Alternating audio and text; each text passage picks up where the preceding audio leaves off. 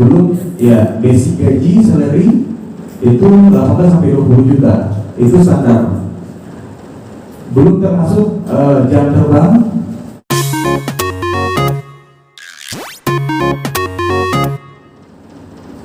Pesawat latih jenisnya Liberty XL2 buatan Amerika. Nah, pesawat ini satu-satunya di Indonesia ada hanya di kita. Janganlah hanya di Indonesia, di seluruh Asia. Seluruh Asia tidak ada yang punya pesawat ini kecuali kita di sini di Lombok.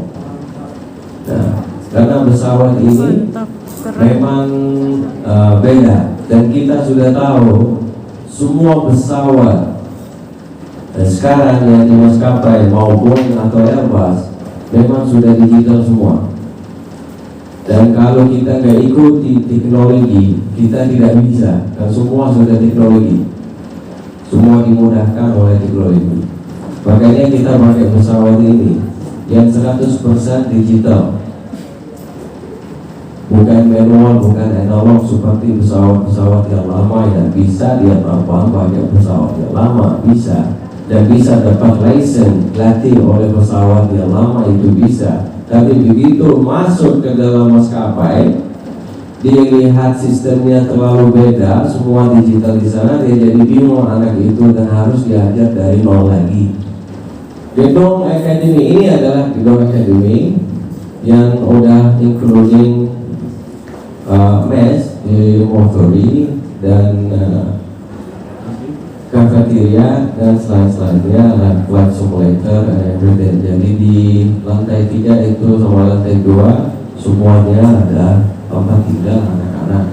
Di lantai 2 itu khusus untuk murid-murid calon pilot yang perempuan. Saya selama 15 tahun sudah lulus banyak pilot cewek, dan semuanya udah kapten dan co-pilot di semua maskapai, especially Citylink sama AirAsia. Itu banyak pilot cewek yang alumni kita yang sudah kerja di maskapai. Jadi itu untuk saya pribadi itu memang lebih jago. Saya lebih senang kalau ngajar cewek, dia lebih pintar dan lebih hati-hati dan lebih disiplin dan selalu siap. Lokasi sekolah, kalau akademinya ada di sini di dalam Mataram, di dalam Duku Soleh, yang kanan. Ya, di akademi dan dekat sini. Ruangan kelas seperti ini, kita sekarang efektif masih ada banyak murid. Sebetulnya tahun ini kita dari Jakarta, dari Papua banyak kita boleh dikasih oleh Pemda Papua, dan juga dari luar negeri kita ada dari Arab Saudi, ada dari Australia, satu anak sebetulnya masuk. Arab Saudi ada 3, satu sudah lulus, sisanya ada 2. Ini ruangan simulator, yang ini crosswind, yang ini crosswind untuk latihan landing untuk angin kencang, dan yang satu lagi yang FMX yang sudah general including semuanya. Ini simulator ini kalau masuk itu seperti pesawat beneran 100%.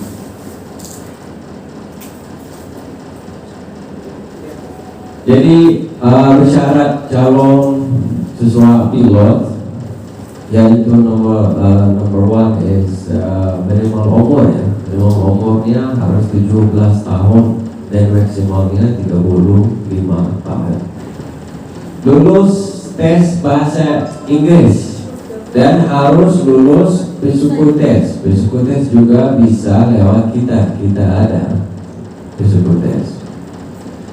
Lulus tes kesehatan oleh Balai Kesehatan Penerbangan di GCA, yaitu yang medical check up harus lewat berhubungan udara, itu wajib di Jakarta, dan harus lulus tes interview Ya, itu yang saya bicara tadi, masalah karakter anak itu. Jadi tes interview itu harus sama kita, karena hanya pilot yang bisa tahu ini anak bisa jadi pilot atau tidak, dan harus lulus tes terbang dengan simulasi alat. Jadi kayak aptitude test. Jadi dia harus masuk simulator, dia harus coba take off, dia dengan instrukturnya, dia harus belok kiri kanan, down, up, harus kita cek dia anak itu takut tinggi atau enggak, dia mual cepat atau enggak, ya yang begitu-gitu. Itu harus dia lulus tes itu. Alhamdulillah selama ini alumni sekolah kita mulai 2010 sampai 2019, karena 2020 belum lulus. Insyaallah karena kita lockdown 4 bulan, mundur lagi lulusnya mereka sampai bulan Januari.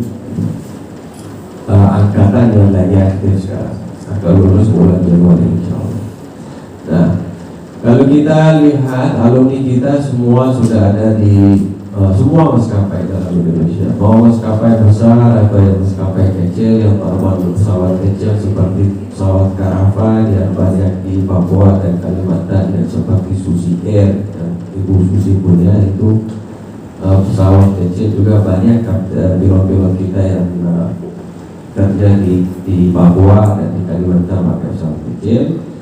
Yang di maskapai seperti lain dulu banyak banget lulusan kita alhamdulillah yang kerja di sana justru sudah kapten, sudah seorang kapten mereka, dan mereka kapten-kapten yang sudah terbang di Line Group atau even di Air Asia atau Citylink atau Garuda. Mereka tiap kali landing di Lombok dan inap, mereka wajib datang ke akademi dan visit dan inap di kita biasanya.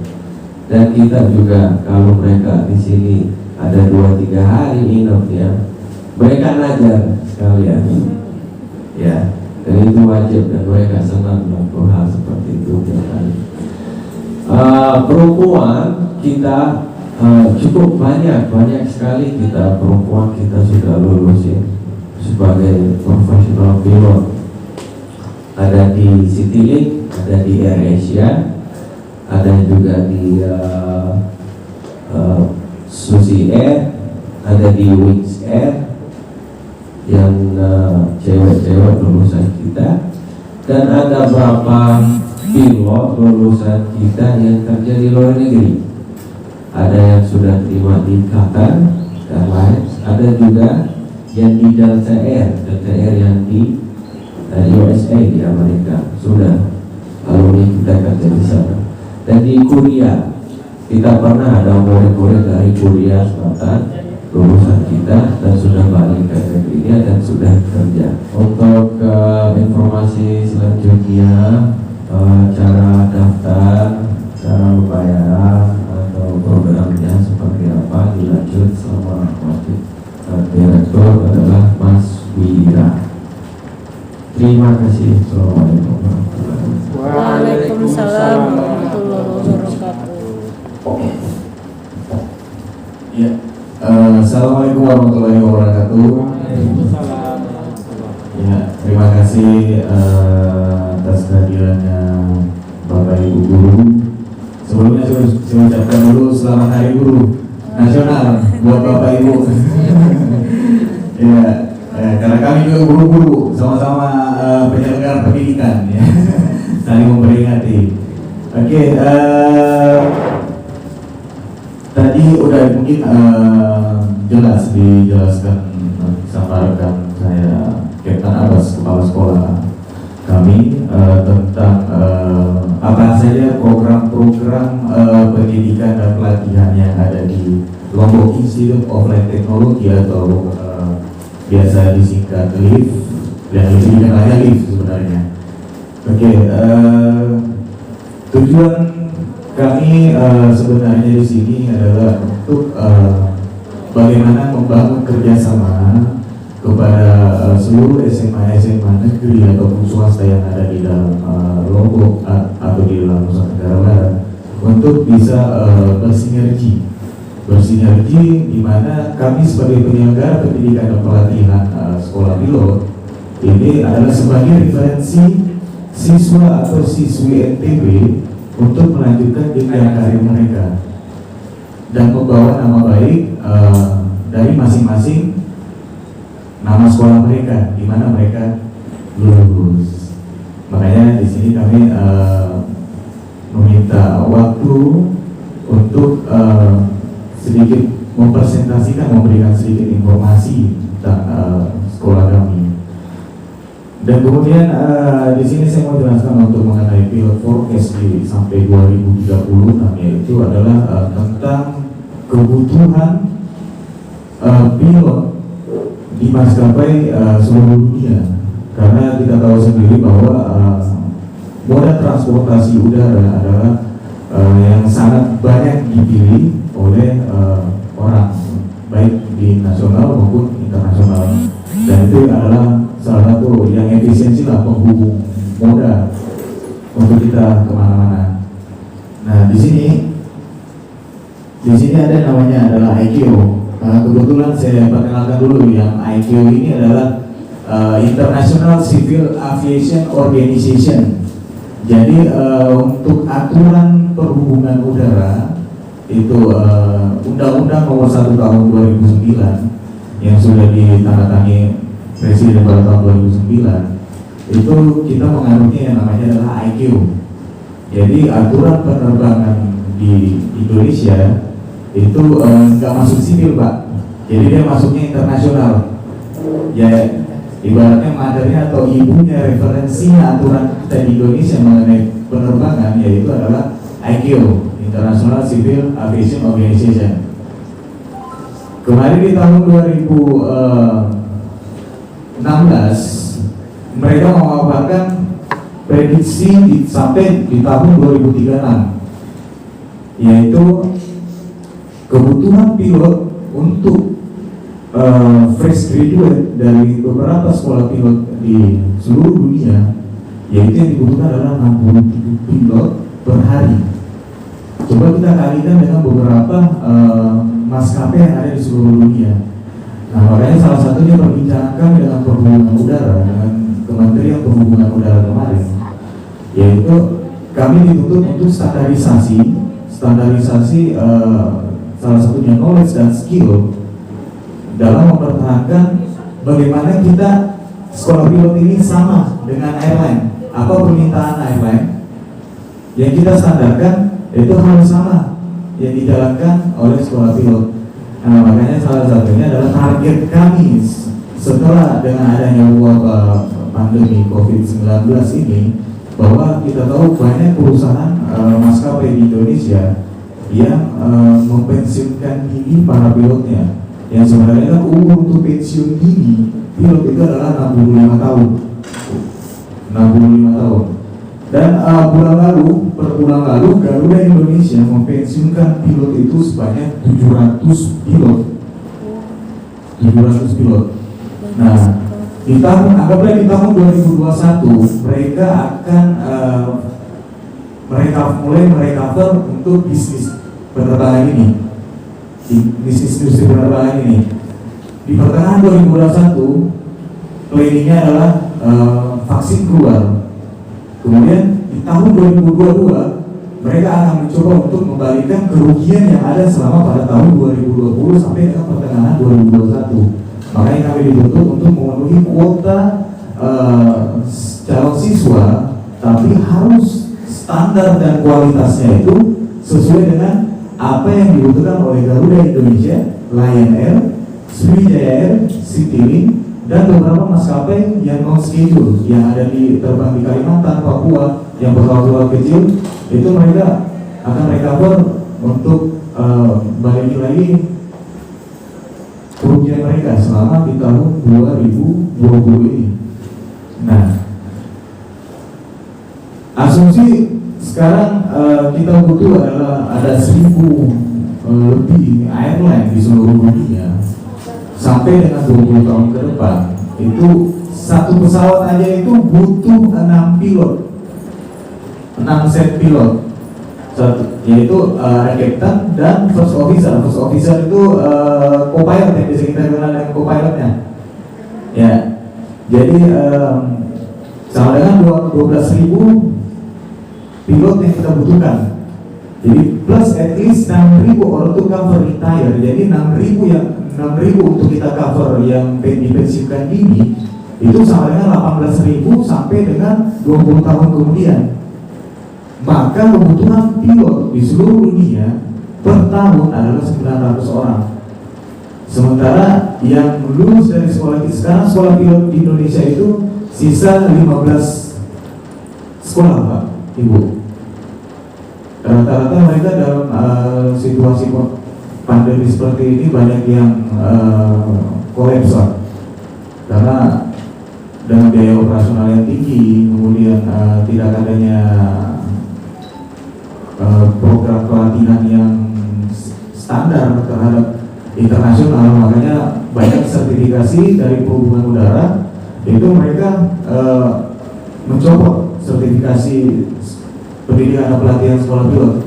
Yang masih eksis sampai sekarang ini punya pemerintah itu ada 2, yaitu Curug sama BP3 Banyuwangi, yang ada di Banyuwangi sama di Curug. Oke, kemudian selanjutnya ini adalah program kerjasama antara LIF dan Bank NTB Syariah. Jadi di awal tahun setelah peralihan transisi kepemilikan oleh Pak Lalu Didi Yuliadi selaku direktur kami dan owner, kami mendatangi Bank NTB Syariah karena sama-sama kita ketahui bahwa biaya pendidikan dan pelatihan sekolah pilot itu lumayan mahal, Pak. Itu kalau di kami sekarang untuk biayanya sendiri itu 825 juta. 825 juta, dan itu solusinya kita harus cari bagaimana untuk memudahkan untuk adik-adik yang ingin mau sekolah ke kami. Makanya kami bangun kerjasama dengan Bank NTB Syariah, dan kebetulan alhamdulillah kami dikasih yang namanya program, yaitu pendanaan multiguna IB Amanah, yang dimana produk tersebut menggunakan biaya atas nama orang tua calon siswa, dan pembayarannya bisa diangsur setiap bulannya dari penghasilan orang tua. Jadi anggapannya seperti ini, contohnya Bapak Ibu. Jadi pendidikan di kami adalah paling lama itu 18 bulan atau maksimalnya itu 2 tahun. Nah, selama mereka pendidikan, yang mencicil ini kan adalah orang tuanya selama 2 tahun ini. Nah, program cicilan ini itu 5 tahun jangkanya.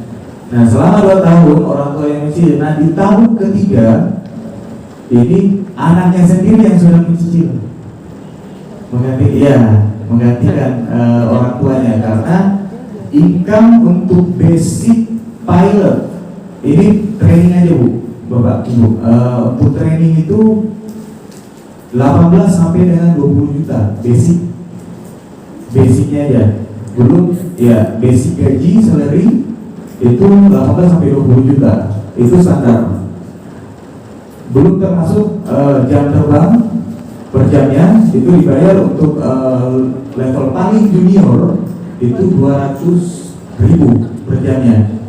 Kalau dia udah captain bisa sampai 750.000. Ya. Jadi ketika dia terbang, dia kumpulkan selama sebulan bisa sampai dengan 100, dan maksimum itu 100 jam per bulan. Bisa kita kalikan aja.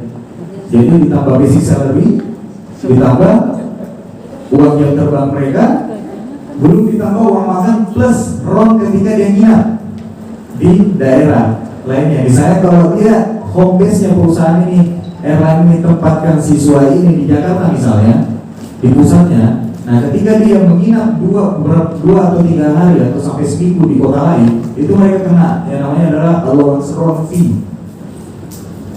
karena mereka tetap di luar home base-nya, dan itu tetap dibayar sama maskapai.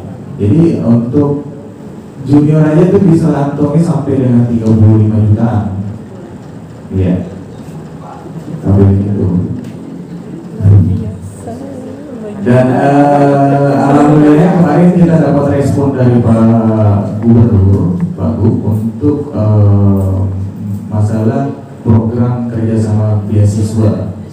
Jadi Pak Gub lagi rancang untuk sistem untuk bagaimana putra-putri NTB dari kalangan nelayan dan petani ini bisa masuk sekolah pilot untuk pemerataan kesejahteraan perekonomian, termasuk juga dalam program yang NTB bilang kemarin. Dan sekarang lagi kita mungkin atur sistemnya, kami tinggal tunggu arahan dari beliau untuk melaporkan lagi. Kemudian dari Pak Kadis Pendidikan itu akan seleksi dari tiap kabupaten. Mungkin untuk awal kita akan ambil dari satu kabupaten satu orang. Jadi kan di NTB ini ada 10 kabupaten, jadi mungkin perwakilan dari kabupaten dulu untuk awal, seperti itu. Jadi mungkin untuk persyaratan dan pengajuan untuk program cicilan ini, mungkin ada skemanya juga yang sudah kami bagikan. Itu ada skemanya, itu programnya sampai 5 tahun. Ya, harapan kami mungkin setelah ini mungkin bisa dijadwalkan kembali untuk bisa kita paparkan kembali kepada siswa-siswi di SMA Negeri 1 beserta orang tuanya, untuk bagi siapa yang punya minat ataupun cita-cita mungkin untuk menjadi pilot, kami ada link sebagai referensi gitu. Oke, mungkin sekian dari saya. Mungkin ada pertanyaan dari Bapak Ibu, silakan. Ibu ini dua, yang tua dulu. Ya ini senang maksudnya. Assalamualaikum warahmatullahi wabarakatuh. Waalaikumsalam. Ya. Oke, saya hanya ingin bertanya tentang, di sini kan ada biaya tahap pertama yaitu tes kesehatan. Di sini ada lumayan juga 10 juta. Terus kalau nggak lulus, apakah ada kompensasi lain gitu? Ada apa kompensasi? Ya tidak mungkin kalau kembali itu, tapi adakah gitu? Kan 10 juta itu bukan uang sedikit gitu. Itu. Ya, itu saja. Terima kasih. Nanti kalau ada nanya lagi, saya tanya lagi. Terima kasih. Terima kasih. Selamat datang bagi bapak-bapak ya. Kemudian saya melanjutkan pertanyaan dari Bu Ina tadi. Sebenarnya lebih baik terlambat daripada tidak datang sama sekali ke SMA 1. Kalau datangnya tahun-tahun lalu mungkin saya bisa ngikutkan anak saya. Iya betul, anak saya ganteng loh ya. Kayak abang, saya abang, anak saya Arab. Masya Allah. Nggak kayak ibunya lah. 500 juta. Tetapi setelah saya lihat 500 juta itu hitung-hitung ternyata lebih mahal sekolah kedokteran, tapi baliknya lebih banyak ini. Saya kan kebetulan orang ekonomi, dia hitungnya tuh iya loh. Setelah saya hitung ini biayanya 500, tapi nanti kembalinya nggak sampai 3 tahun mungkin bisa balik ya. Iya. Nah, kemudian ini lagi Pak, saya kan wali kelas, bagaimana caranya menyampaikan ke anak-anak? Sekarang ini kan lagi daring gitu ya. Anak mungkin bapak dulu dengan anak-anak. Itu aja, terima kasih. Itu ibu sebetulnya fokusnya bagaimana kalau bayar 10 juta dan anak tidak lulus. 10 juta cukup banyak, nanti duitnya harus atau tidak ya kan. Nah, sebetulnya di Jakarta yaitu medical check up untuk kesehatan itu wajib di Jakarta dan harus lewat perhubungan udara, dan yang akan handle perangkat dia anak yang di Jakarta untuk tes itu adalah kita semua hotel sama tiket sama semuanya. Tapi sebelumnya kan kita akan interview anak itu. Kita tidak akan terima siswa yang kita tidak yakin dia akan lulus atau tidak. Sebelumnya kan ada interview sama kita. Sebelumnya kan harus tes bahasa Inggris di kita. Akan aptitude test di kita. Akan interview sama kapten-kapten kita yang sudah punya sertifikat human factor. Bisa tahu anak ini akan lulus atau tidak. Kita cek anak ini di sini sebelum kita kirim ke Jakarta. Sebelum kita terima, sebelum kita setuju dia daftar, sebelum kita terima duit, kita akan meyakinkan 1000% dulu ini akan lulus atau tidak. Jadi tidak mungkin tidak lulus setelah kita sudah terima dia untuk daftar. Itu mungkin saya tambahkan sedikit tentang tes kesehatan. Tes kesehatan di sekolah penerbangan itu dilakukan di Jakarta oleh tim dari dokter kesehatan perhubungan udara. Jadi sedikit berbeda dengan check up kesehatan yang mungkin yang kita tahu ya. Karena memang semua tentang sekolah pilot ini yang mengeluarkan ketentuannya itu adalah perhubungan udara. Jadi tesnya di Jakarta, kami yang mengirim, kami mengatur semuanya. Jadi biaya-biaya yang 25 juta itu adalah biaya yang sudah include semua keperluannya anak selama mengikuti tes. Ada case satu kemarin, anak Lombok Timur yang baru masuk per 1,5 bulan kemarin. Anak itu dulu sekolah di sekolah SMK penerbangan di Solo. Ada sedikit masalah berat badan dia agak sedikit gemuk dibandingkan dengan tinggi badannya. Jadi pada saat tes pertama anak ini dinyatakan harus menurunkan berat badan. Jadi kami dari UIP akan mengirim anak ini lagi untuk melakukan tes kesehatan sebelum anak ini latihan terbang. Tapi anak ini sekarang sudah ada di kelas, dia belajar materinya dulu. Setelah selesai materi, pada saat dia akan mulai belajar terbang PBL, anak ini sudah harus berangkat dulu ke Jakarta, tes kesehatan lagi. Setelah dia menerima license lulus kesehatan, baru anak ini boleh belajar terbang. Seperti itu. Jadi semuanya konsep lah, nggak ada sesuatu yang kita lakukan tanpa cara yang baik seperti itu, karena tidak bisa bermain-main di situ. Semuanya harus betul-betul safety, semua harus betul-betul baik, dan semua harus betul-betul terencana. Jadi memang seperti kata Abbas bilang tadi, kalau boleh saya sedikit menjelaskan, sebelum anak-anak ini kami terima bersekolah di kami juga sudah melakukan 3 kali atau 4 kali interview. Anak ini punya bakat nggak kira-kira menjadi seorang pilot? Kalau dia tidak memiliki, kalau kami tidak yakin anak ini memiliki bakat, kami pun tidak akan pernah memaksakan anak ini untuk bersekolah di kami. Karena memang investasi orang tua itu tidak main-main. 825 juta yang harus orang tua siapkan. Tapi kalau seperti Ibu bilang tadi, kalau kita berbicara investasi, seperti Ibu bilang tadi, yakin kalau anak kita memang potensinya bagus, kita juga ikhlas sebagai orang tua untuk melepas anak kita bersekolah. Saya rasa investasi itu tidak akan terlalu lama baliknya. Mengenai kesulitan kita berkomunikasi dengan siswa, kami nanti mungkin berharap dari Bapak Wakil Kepala Sekolah, kalau kami di SMA 5 seperti yang saya sampaikan tadi, jadi kami akan bikin beberapa sesi di aula misalnya, kita atur jarak yang bagus, kami siapkan semua fasilitasnya. Mungkin kami juga kalau di SMA 5 sudah merencanakan akan membawa simulator. Jadi anak-anak sebelum masuk dapat giliran misalnya masuk ke kelas untuk mendapatkan presentasi, mereka boleh coba simulator kami. Jadi mereka punya ini dulu lah ya, punya pengalaman sedikit dulu tentang ini, tentang seperti apa membawa pesawat seperti itu, kan bawa simulator. Jadi mungkin kita atur jadwal yang bagus, jarak yang bagus tanpa melanggar aturan-aturan yang ada, kami boleh juga. Tapi kalau misalnya kita sepakat dengan daring untuk informasi awal, kita nggak ada masalah. Kita bikin jadwal yang bagus, yang terencana, kami akan melakukan online aja misalnya, kalau memang sepakat seperti itu.